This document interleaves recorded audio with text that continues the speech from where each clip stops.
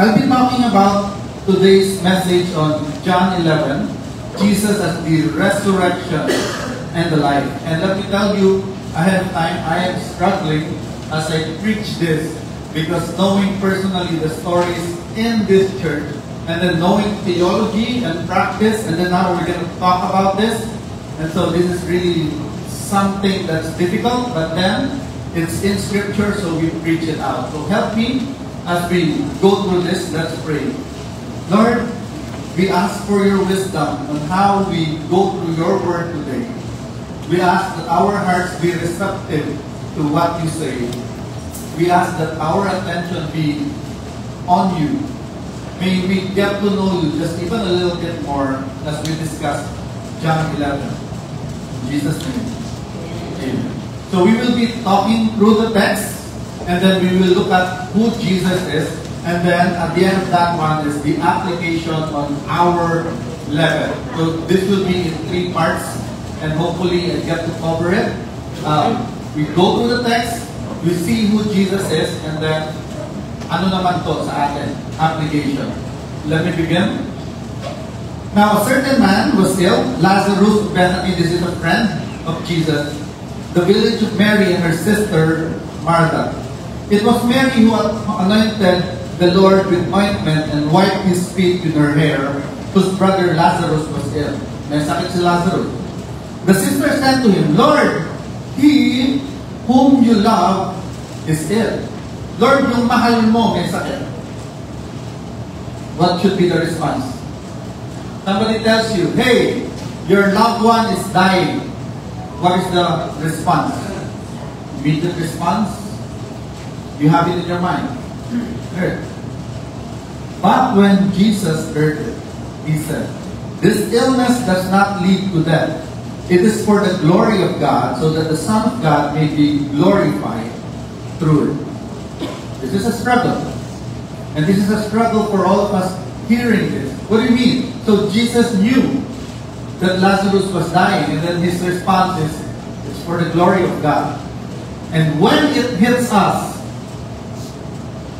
and this is the response of someone who says, hey, your loved one is dying, it is for the glory of God. I think you and I will have a hard time grasping on that truth. Parang sa loob-loob natin, parang ang bastos naman ng words na to, or parang ang offensive, ang sinabi naman may sakit, for the glory of God ka dyan. Parang ganun gusto nating response when we hear this. Now, Jesus loved Martha and her sister and Lazarus. So there's a disclaimer there. But love pa rin sila ni Lord, even if there's a situation. And now your heart and your head is gonna go on a struggle. Love niya, pero di niya pinuntahan agad. There's a struggle there. When he heard that Lazarus was ill, he stayed 2 days longer in the place where he was.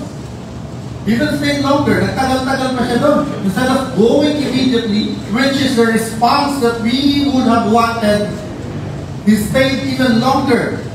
Then after this, he said to the disciples, let's go to Judea again. The disciples said to him, Rabbi, the Jews were now seeking to stone you, and you are going there again? Lord, may mga kaaway ka doon. Pero pupunta ka pa rin. Jesus answered, are there not 12 hours in the day? If anyone walks in the day, he does not stumble, because he sees the light of this world. But if anyone walks in the night, he stumbles because the light is not in him. And sometimes we're wondering whenever the disciples ask Jesus a question, bakit ang theological ng response? Why don't you just say, okay, let's go, or sige, pass muna. And then he goes, what with light and darkness? We're talking of, there's a guy dying, and then you stayed for 2 days, and then now you decide to go back, and then you get with a theological discussion when some people want to kill you. And so our brain and our heart is going to be struggling through the text. Lord, bakit ba hindi ang simple ng sagot? What are the answers when we ask God for answers? Why can't it be as simple as, yes, I will heal that. No, I will not. And then there's a discussion on light and darkness. And such a mixture of emotion when we're reading through the text. But you just have to imagine the disciples hearing this. You stay for 2 days and now you want to go back? Okay, so ano ba talaga? After saying these things, he said to them, "Our friend Lazarus has fallen asleep, but I go to awaken him." Jesus knew that his friend is dying. He knew his friend had died. So keep that in mind as you're reading this. The disciples said to him, "Lord, if he has fallen asleep, he will recover." Ito pa, insensitive din yung disciples. Tutulog, digigising yan. Okay. How many of you have encountered that there's a wait and then people will say, "Oh, the person who's in that box just looks like asleep." If that's your relative, if that's your friend, if that's your close to you, what is really in your heart, in your response? Anong tulog? Patayan eh. Okay? And sometimes, Christians, quote-unquote, are the most sensitive people on earth when it comes to death and in relating to people who are grieving. Same as the disciples. Same as the disciples. The disciples too were insensitive. They didn't even think of what is Jesus feeling now that his friend is dead. Eh di ba sabi mo tulog, digigising yan? Buti naman, hindi tayo si Jesus. Tayo ito, pinatukan na natin ba yun? But here, that's their response. Now, Jesus had spoken of his death, but they thought that he meant taking rest in sleep. So while Jesus was talking about Lazarus, he has also spoken about his death. And the disciples were not understanding what he is saying. And this is what he's talking about. Followers of Christ, imperfect people as we are sometimes the most insensitive people when it comes to death and grieving. Our theology supersedes our emotions, that when we talk to people who are grieving, sometimes yung bibig natin hindi match kung ano yung occasion. And so, sometimes the best response is be there, but shut up. Be there. When people are grieving, be there. But please close your mouth and grieve with them. You don't have to say a word, but be there. Because sometimes our words hurt more than it should comfort. Just like the disciples, when Jesus was talking about his death, and his disciples were still arguing about what he meant.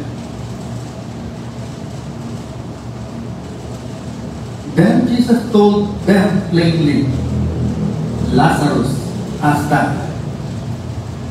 You don't understand what sleeping meant? Okay, he's dead. Hindi nyo pa naintindihan. Ewan ko na lang. And for your sake, I am glad that I was not there, so that you may believe. But let us go to him. And so Jesus explains in simple terms, Lazarus is dead. And buti na lang, wala tayo doon, so that we may believe. Okay. And then the big mouth of the disciples come up again. So Thomas called the twin, said to his fellow disciples, Tara, that we may die with him. You know, when I'm reading this, it's sort of a mixture of emotion between grief, anger, and funny moments. Because, yeah, the disciples are talking and they do not understand what's going on. Then when we look at ourselves, whenever we talk about grief and pain and mourning, it is us. Ito tayo. Kaya minsan nagiging stumbling block tayo. instead of being able to help out, sometimes we cause other people to even be more wounded. But praise God for the narrative like this, because we know we're not alone. But even the disciples stumbled on what to do when it comes to grief and death. Now, when Jesus came, again, he found that Lazarus has already been in the tomb. How many days? 4. So this is not a pretend death. 4 days in the tomb. That's really dead to the deadest sense. Nalibing na. Okay? In our context, na-sementohan na po yung tomb. There's no way that person is going to pretend he's dead. 4 days already. Now, Bethany was near Jerusalem, about 2 miles off, and many of the Jews had come to Martha and Mary to console them concerning their brothers. So there were a lot of people coming in that way. And when Martha heard that Jesus was coming, she went and met him. But Mary remained seated in the house. There's 2 responses. The other one wants to talk to Jesus right away. The other one wants to sit still and process. Which one are you? I don't know. Martha said to Jesus, Lord, if you had been here, my brother would not have died. Kung inagahan mo lang, late ka kasi. Kung inagahan mo lang, di sana buhay siya. Kung kinulusan mo na agad, di sana wala tong wait. But then she said, but even now, I know that whatever you ask from God, God will give you. So here's a response. In a way of, in a picture of death, one stood and talked. When mourning and grieving, some people can speak out loud, not really knowing what they're saying. And to a point, some people, when they're grieving, when they're crying, would say this, where is God?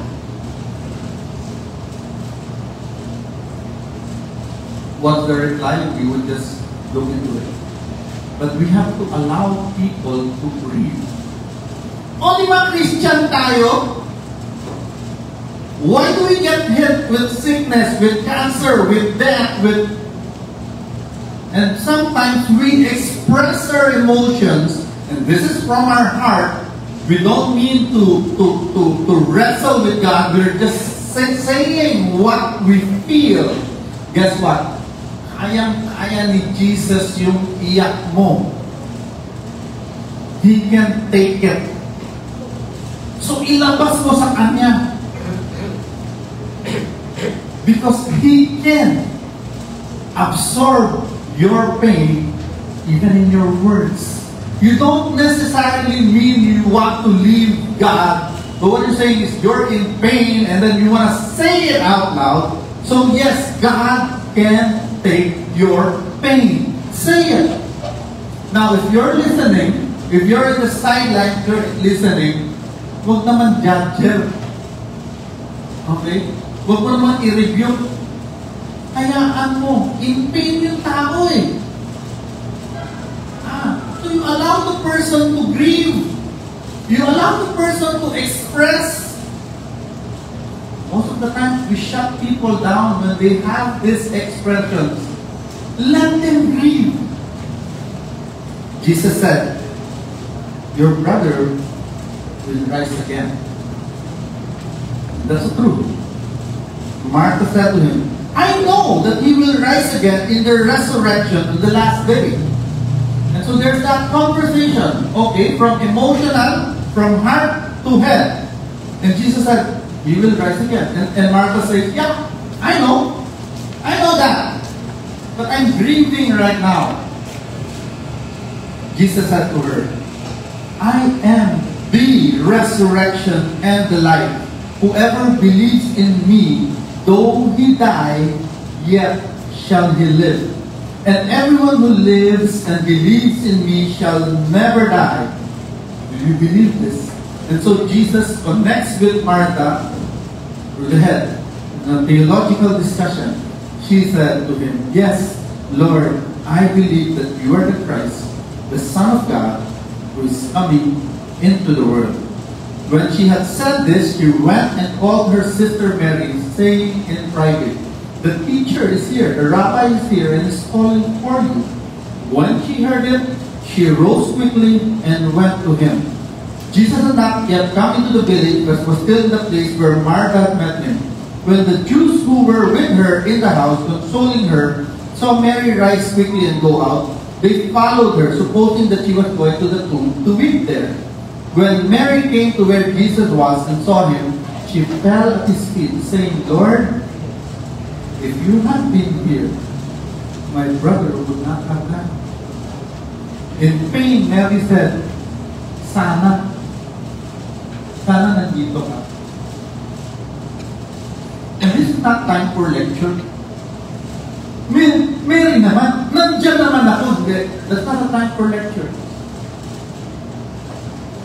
When Jesus saw her weeping, and the Jews who had come with her also weeping, he was deeply moved in his spirit and greatly troubled. So Jesus expressed what? Emotions. Umiiyak na tao, anong response? Emotions din. Hindi na linecturan. Hindi na tinag ng number of verses. Okay? Hindi niya grinong chat. Okay? Jesus was deeply moved. So this is how compassion looks like. This is how empathy looks like. Be there. Be there.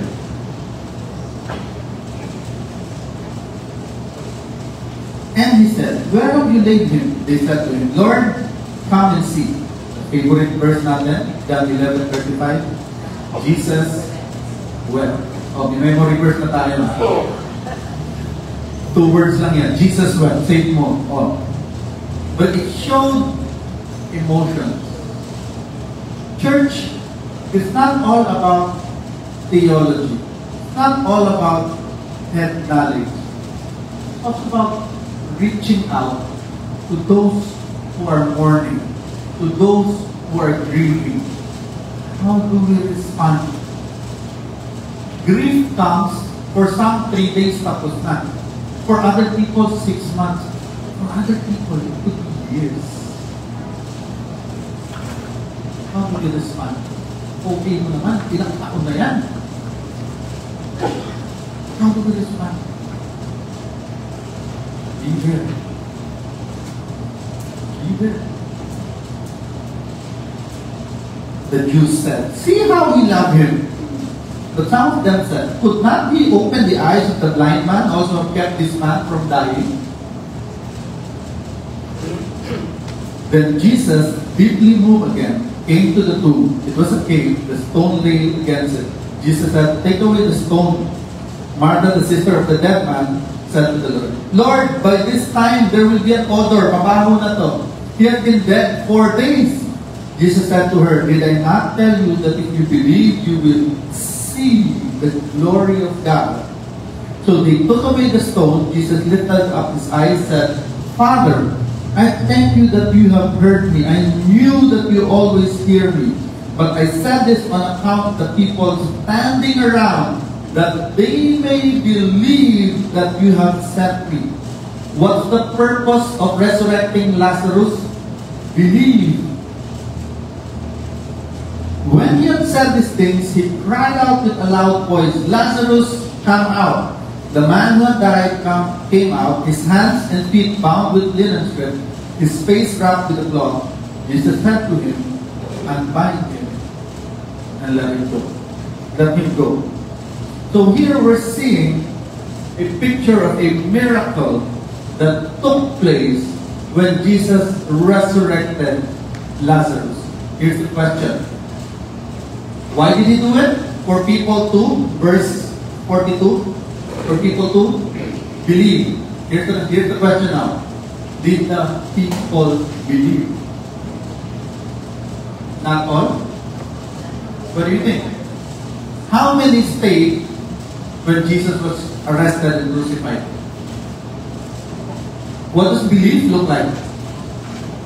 Not even a miracle like raising Lazarus would make people believe.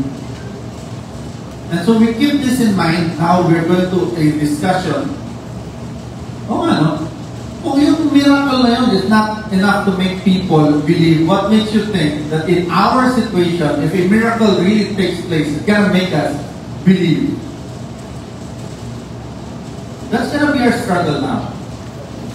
And so we focus on who is Jesus as we talk about Lazarus. We're looking at the love of Jesus may delay, but it never failed. He loved Lazarus, He loved Mary and Martha, and that love seems like delayed. Pero sa totoo, yung delays niya, it's not failure.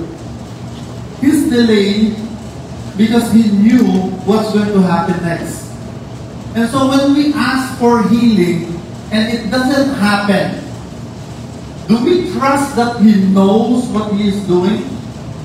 Again, I'm now shifting. Our response earlier, grieving, death, be there. Okay, now let's get to the theological side of things. When things don't happen, it's a delay. Can we trust that He loves us in that period of delay? It's not going to fail. He's still God. But can I trust Him in that period of prayer? Merong delay. And I speak in a sense where a few months ago, when my brother-in-law was diagnosed with cancer noong December, alright, and the doctor said 3 months tops is going to die. And so my sister bought to Manila, St. Luke pa sila, chemo, everything. And then, umabot ng July. Struggle. And I struggled. Okay. And my heart and my head struggled. How do I reconcile theology and emotion at that point? And then when I went to the wake, and I didn't even want to go to the wake, the Lord just spoke. There was a miracle that took place. The doctor said 3 months. He extended his life. Naka-Christmas sila. Naka-New Year sila. Naka-celebrate ng birthdays. Ganun. And then eventually, God called him home. Love pa rin ni Lord. My head is saying, Lord, what kind of love is that? But as the days progress, eto na, yung nag-iisip na ako. Love nga yun, yung kinuha mo na, kasi you will be keep on piling on the hospital bills. And, ubusan ng pera yan. Ayan.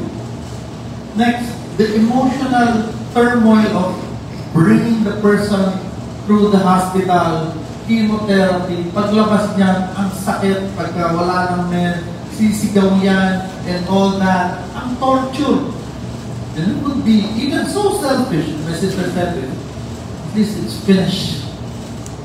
Natanggal na. And I'm just listening through her pain. The Lord is speaking. Sometimes even that point of death, God is still sovereign, in control. And then my sister spoke and said, you know what? I felt the love of the Father in this journey, in this season. And so as we go through today's message, delayed para sa atin, pero hindi yung failure. You have a picture in mind. What's the picture in mind that we have? Healing, instant, miracle. We want to say that. Waymaker, miracle worker, promise keeper. We want to say that. And our delays, in our head, the delays, but it's not a failure. God knows what He's doing. God knows what He's doing. Time's up. Anak, uwi ka na. And so he died peacefully with no fuss. Painful, yes. God allowed it. Jesus meets us in our grief. We are not exempted from suffering, from pain, from the troubles of this life.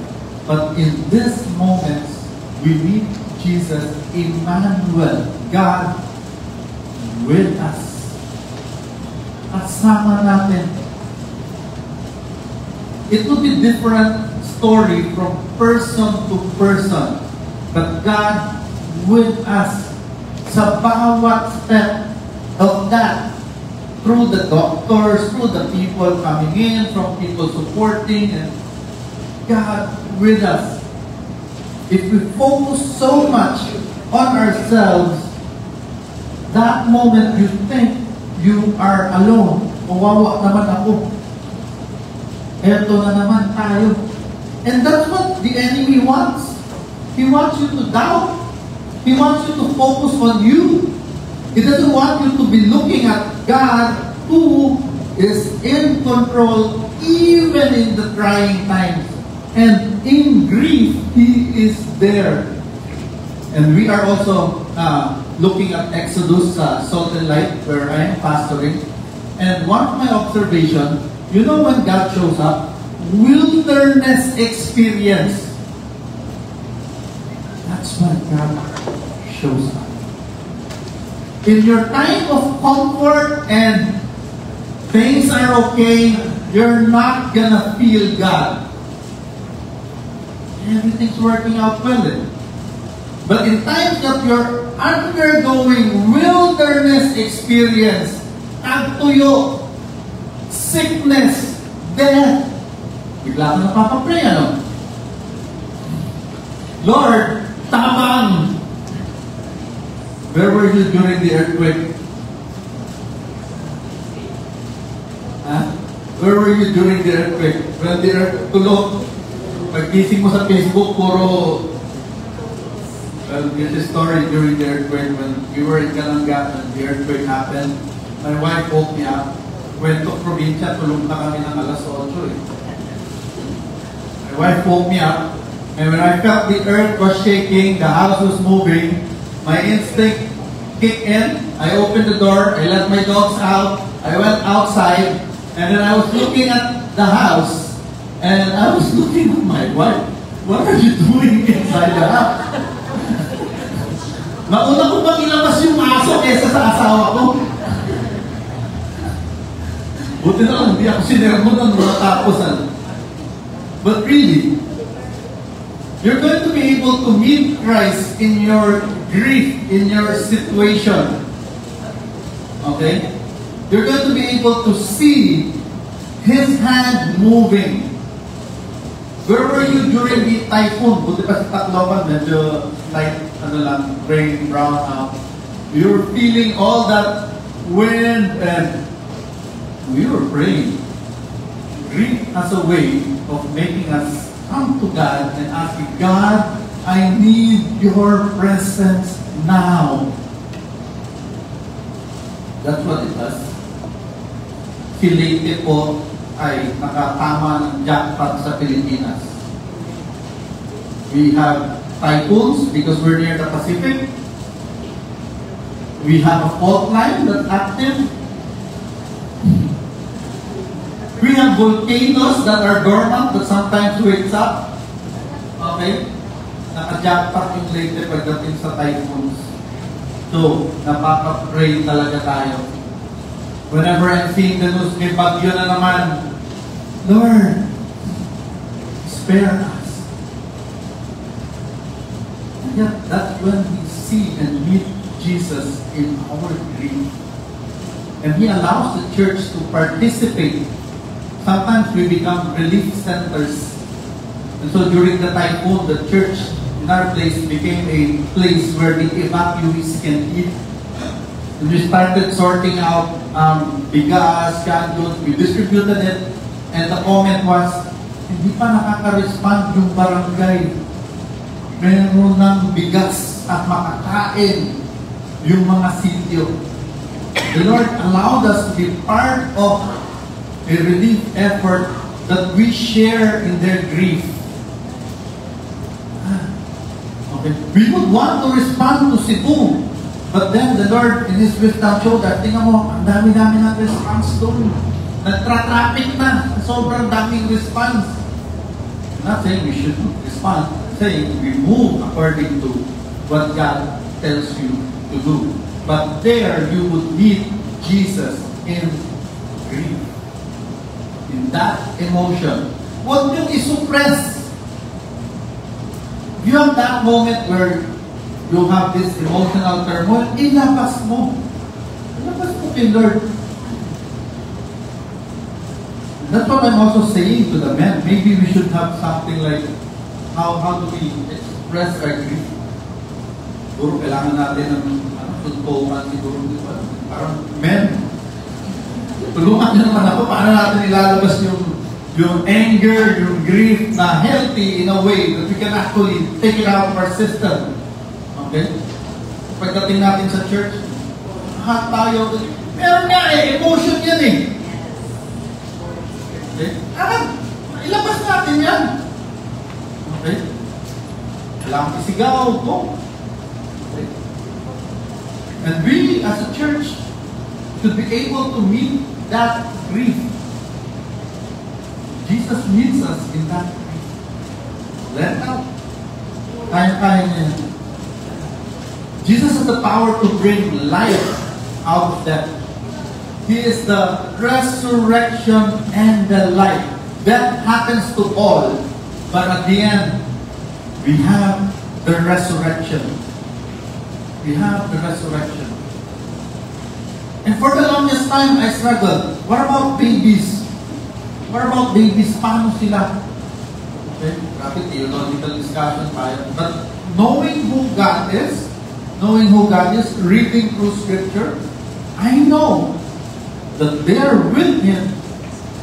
Okay, and you can discuss with me later on the verses of that one. But I don't want to meet you in your theological discussion. I'd rather meet you where your heart is. Where with the Lord? Where with the Lord? Hindi naman siya yung God na napaka-cruel. Okay? But they are with Him. We may not get the healing that we ask here, but Jesus brings life out of that.